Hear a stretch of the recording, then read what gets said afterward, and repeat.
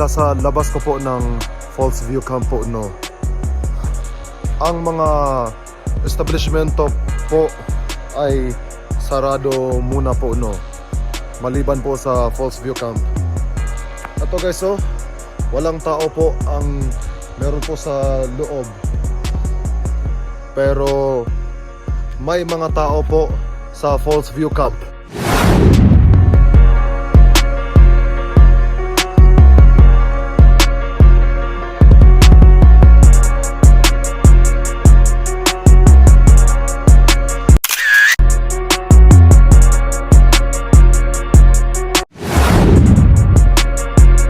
Guys, itong bundok dito po ay nabalot po ng kapayapaan po muna.